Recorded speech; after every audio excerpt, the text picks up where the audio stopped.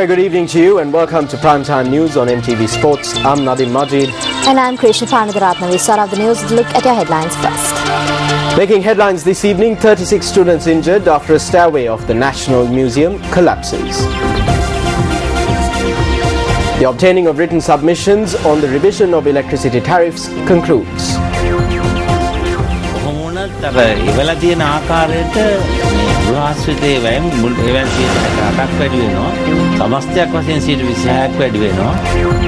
The DMK charges that the Tamil Nadu Chief Minister's actions to stop Sri Lankan cricketers from playing in Tamil Nadu is a political gimmick.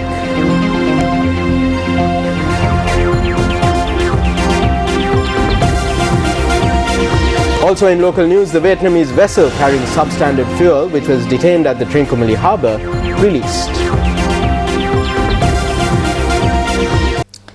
36 people, including students, were amongst those injured when a stairway at the National Museum in Colombo collapsed today. Director of the National Hospital, Dr. Anil Jasinger, said that the injured are being treated at present. Students who visited the National Museum in Colombo faced this unexpected incident at around 4 this evening. According to the teachers, students from a number of schools were present at the time.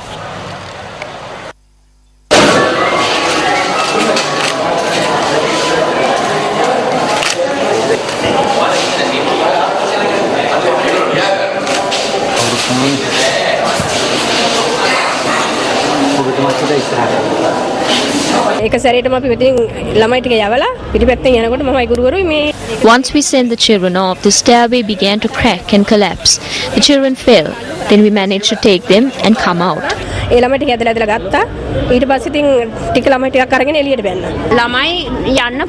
large number of students were taken in. We made it through here with greatest difficulty. There is no proper management here. They allow the children to go as they please. They only take the tickets.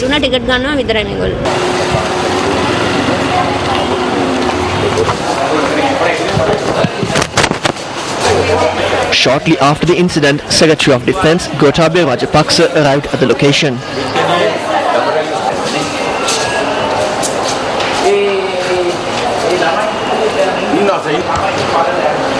The injured were admitted to the Colombo National Hospital.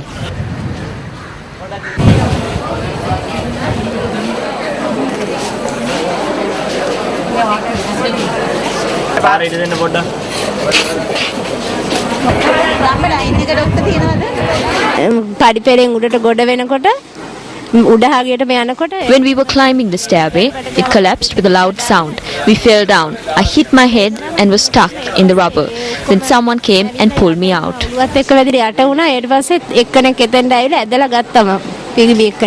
Director of the National Hospital, Dr. Anil Jasinger, said that none of the injured are in a serious condition.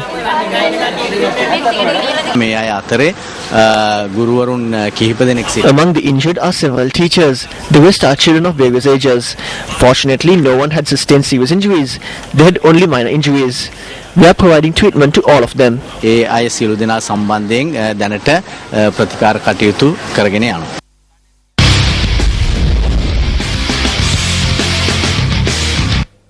Well, ticket sales for the 2013 edition of the Indian Premier League commenced yesterday at the M.A. Chidambaram Stadium after the Tamil Nadu Cricket Association gave a written assurance to the city police that no Sri Lankan cricketer would participate in matches held at the venue. News First has been closely following this story over the past several days.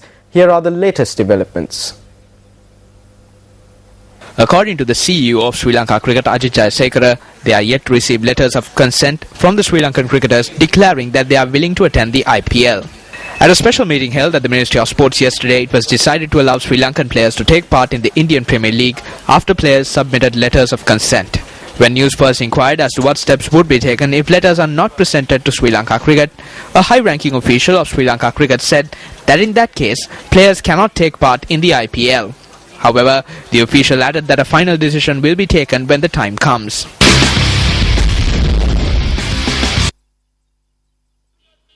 Meanwhile, lawyers in Tamil Nadu took to the streets yesterday urging the federal government to ban Sri Lankan cricketers from playing anywhere in the country. The IPL Governing Council issued a release on Tuesday noting that Sri Lankan cricketers will not be allowed to take part in IPL matches being played in Chennai. The decision was taken after Chief Minister of Tamil Nadu, Jayalalitha Jairam, sent a letter to Indian Premier Manmohan Singh requesting Sri Lankan players to be excluded from IPL matches in Chennai. However, BCCI officials have assured the security of Sri Lankan players taking part in the IPL matches that will take place in other parts of India. A spokesperson for India's regional Dravida Munnetham Kalaham party, TKS Ilangovan, termed Jayalalitha's decision to bar Sri Lankan players as a gimmick. She does everything for some political gain. See, she wanted the Lankan players not to play in Tamil Nadu in any of the IPL matches. Okay, they are playing elsewhere, and the IPL organizers have also stated that no Lankan player will play in Tamil Nadu. They are after all players, and Tamil Nadu at this point, this government cannot give protection even to the natives of Tamil Nadu. How can they give protection to outsiders? That is okay, we can understand. Since she cannot give proper protection, she says that they should not come and play. We accept. But she wants to involve DMK in everything. She's only interested in making politics in the state. Now, according to Indian media reports, IPL team franchises are disappointed by the IPL Governing Council's decision to exclude Sri Lankan players from matches in Chennai. Over the past 5 years, the IPL Governing Council has taken steps to switch venues on a number of occasions due to various incidents. In 2009, the IPL was shifted out of the country to South Africa due to general elections in India. In 2010, matches were shifted out of Bangalore due to bomb blasts. In the same year, the Hyderabad franchise lost out in their share of home games due to the Telangana turmoil. However, this time around, the IPL Governing Council has not taken steps to shift matches from Chennai. According to Indian media reports, franchises have expressed concern that the Chennai Super Kings could have an added advantage due to Sri Lankan players not taking part in matches played in Chennai. Incidentally, BCCI President N. Srinivasan owns the franchise of the Chennai Super Kings.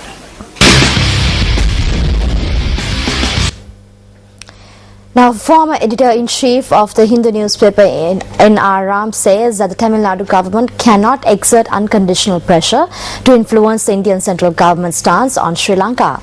In an interview with the BBC Tamil service, Ram pointed out that based on the Indian constitution, matters pertaining to foreign policy comes under the purview of the Indian central government. It is a central subject. The foreign policy comes under the purview of the central government. They can provide recommendations on certain issues. They can advise on a federal or semi-federal solution. However, if they cannot accept this, they have no rights to go beyond this and call on the entire foreign policy to be changed. Certain sections of the foreign policy belongs to Tamil Nadu as well. They have a right to speak on policies such as devolution of power. They can provide productive recommendations. Presenting extreme demands which are unrealistic is of no use. Everyone knows that the Indian government will not support claims of an elam or a decision to name Sri Lanka as a country which is not a friend of India. India is exerting. Well, up next is the newspaper cartoon of the day.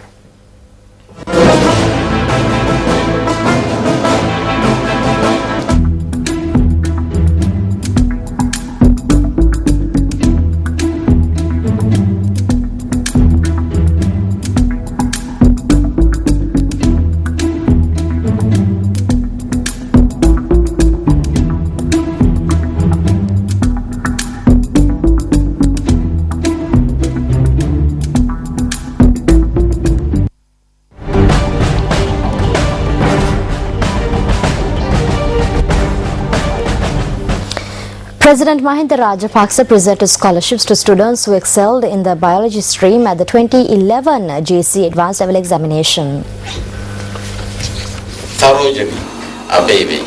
10 students who obtained 3 A passes in the biology stream at the advanced level examination but did not gain university entrance were presented with scholarships today. A communique issued by the Presidential Media Unit says that scholarships worth 7 million rupees were presented to each student. The Presidential Media Unit adds that the students can now engage in studies in the field of medicine at the South Asian Institute of Technology and Medicine in Malabar. Minister of Higher Education S.P. Dissanayake and Secretary to the Ministry of Higher Education Dr. Sunil Jantanavaratna also attended the event.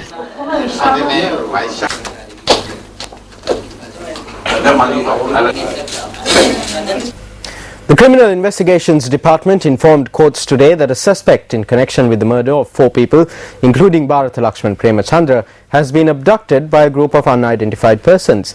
Now, this submission was made by the CID when the case was taken up before the Colombo Magistrates Court today. Upon questioning the wife of the 10th accused, identified as Dissanayaka Mudyansalage Janaka Bantara, it was revealed that Dissanayaka was a supporter of Duminda Silva's election campaign. Meanwhile, the additional magistrate Sandun Vithanage said that he was unable to give an order following the report submitted by the judicial medical officer on the health condition of Duminda Silva. He further said that the report needs to be studied further with the assistance of medical consultants. Attorneys appearing on behalf of the defense said that as Duminda Silva could not be brought to courts in his current state, he had expressed his consent to continue the trial without his presence. The lawyers appearing on behalf of the aggrieved party requested courts that if a decision cannot be made on the medical condition of Duminda Silva, consultants should be brought before the courts as witnesses. The case is to be taken up in court once again on the 8th of May. ලංකාවේ පමණක් නෙවෙයි ලෝකයේ සිටින විශිෂ්ටතම වෛද්‍යවරුන් ශල්‍ය වෛද්‍යවරුන් පැහැදිලිව කියා තිබෙනවා. International as well as local surgeons have clearly stated that even a slight knock on his head could aggravate his condition. Behind all of this is a political tussle for preferential votes. This is a conspiracy to sweep out Duminda Silva from politics. I can say that apart from the opposition parties, several members from the government are also connected to this.